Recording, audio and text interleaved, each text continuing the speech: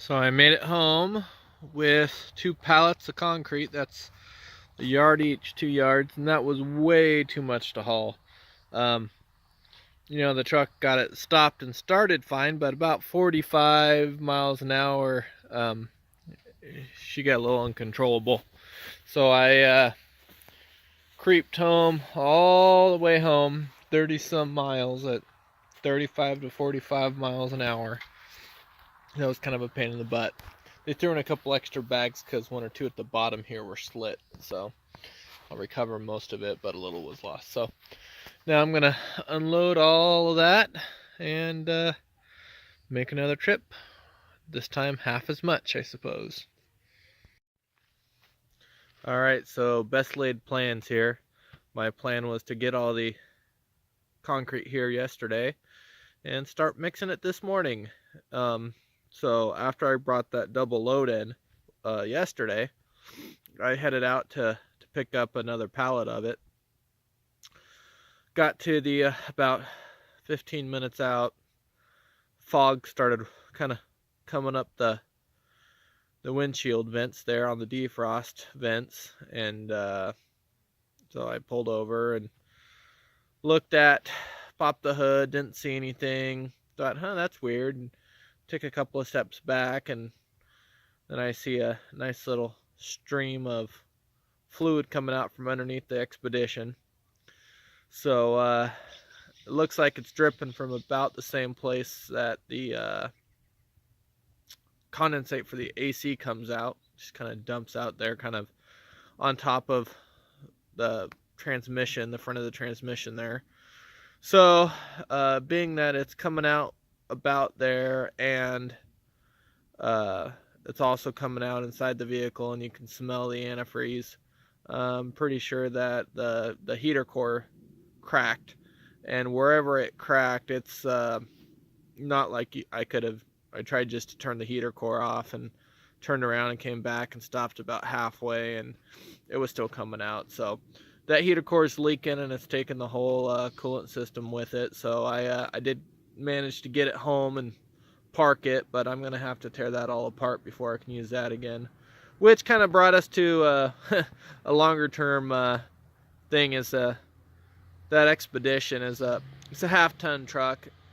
It's really not big enough for what we're doing out here, whether it be hauling hay or construction. It's had towing envy plenty. So thought about getting a new truck, but 50 to 70 grand to get a new 1-ton diesel or something like that is kind of a hit. So plus the thing, it's going to take a lot more per mile to run, just for fuel, maintenance, tires, everything else. So I started thinking, I only need a heavy truck every once in a while, so I'm gonna get an older diesel truck, probably late 90s. So not any newer than that Expedition is. And then I'll probably get something decent for a car, and then I can do most of my commuting in that. So we have a couple that we found last night, used for sale, like $3,500 for a like a 96 diesel 3/4 ton truck. So we might spend a little time doing that today, but as a result, I'm gonna have to. I brought the first load and I set it outside here, thinking, okay, I'll just get to it today, not a big deal. But being that I only have less than half the material to actually pour, I'm not gonna be pouring today. So instead, I'll be shopping for a truck, possibly, and as well as possibly tearing that Expedition apart, because regardless of the age of that Expedition, it does fill a pretty important role still on the farm, not just as a backup vehicle, but also it is a full 8-seater, has 4-wheel drive, starting to nickel and dime me a little more every year. About 2 years back, had to rebuild the transmission in it, starting to lose a little oil. Used to burn about a quart between oil changes, which wasn't a big deal because that was pretty much top of dipstick to bottom of dipstick, and now I got to add a quart in between, so it's getting tired. But anyhow, it's again though, I mean, I've had the thing for more than 10 years and put 70,000 miles on it in 10 years. So it's not like I drive the thing a lot. It's just when I do drive, it's towing. So next up, I'm going to move all of the cement that I just put outside into the tractor shed because it's supposed to sprinkle or something tomorrow. So. And apparently Jacob's going to try to help a little bit. So anyhow, so I'm going to get the bucket on the tractor because that thing only carry about 10 or 12 bags. It's got about 1,000-pound lift on it, and one of those pallets is 3,000, so it's really just going to be hauling over about 10 bags at a time. So I'll haul them over, get them into the tractor shed. I'll still tarp them just in case, because that tractor shed does sweat a little bit. So alrighty, back to work.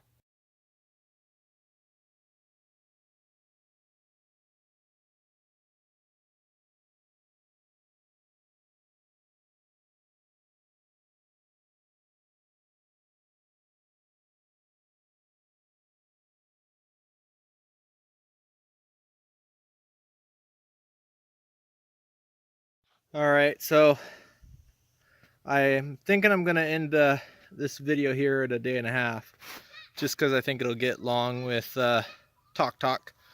But I wanted to kind of end off with you. You can see my son Jacob running around, and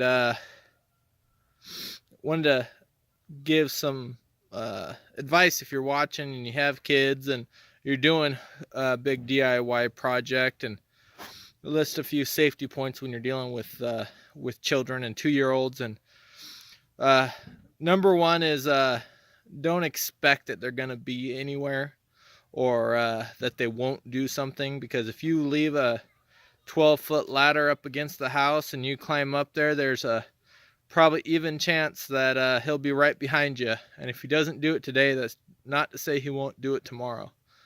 You'll notice that I did have him up on my lap when I was driving the tractor here. Every warning sticker on this tractor says don't have a rider, regardless of where they're at. But if you're going to do something and break the manufacturer's rules and actually carry a kid on or something on your lap on these, number one, don't be doing any work with them. Stay on flat ground.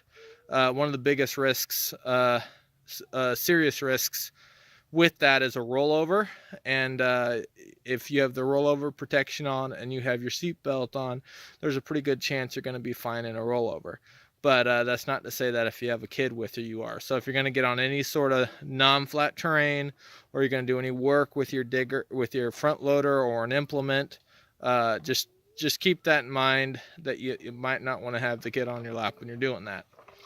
The second thing is, always when you start moving one of these, find where your kid is. Make sure that you know where they're at. There's always that chance that they're gonna climb underneath the tractor or something, and you don't see them, and you think they went in the house, and you end up running them over. Nobody wants that. Foster good habits with your kids. Whenever there's a running engine, whether it be a car, tractor, regardless, Jacob, he runs to be about 20 feet away, and he doesn't approach unless he gets a clear signal. I don't rely on that, but it's always good to foster good habits like that. You notice that I've pulled Jacob up on the tractor when the tractor's running. Number one, I never leave Jacob on the tractor by himself when the tractor's running. When the tractor's off, he'll climb all over this thing. When the tractor's running, he doesn't get to sit in the seat, whether he wants to or not. The next thing, when you pull him up, having your foot on the brake, of course, is a good idea, but I go ahead and I set the parking brake before I pull him up on the tractor. I just hate for my foot to slip, and for me to roll forward when I'm trying to pull them up. So make sure you take that extra second, set the parking brake.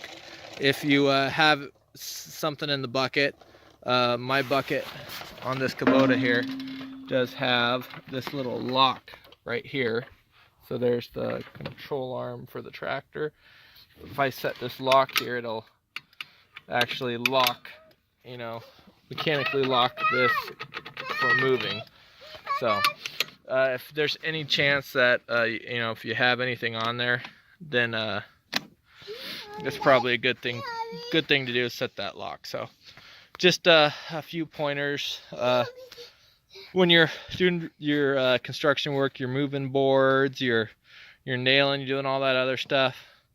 I am kind of I'm big on letting him be around, and you know, even if he tries to drive a nail where it shouldn't be or anything like that, that's all fine, because you know, how's a boy supposed to learn how to be a man if he's not around his dad doing construction work?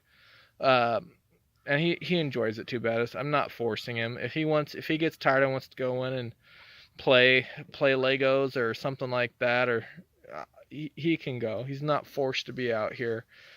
But you know, I let him, for the most part, you know, play with just about anything. But you have to set clear boundaries. Make hard boundaries for safety things.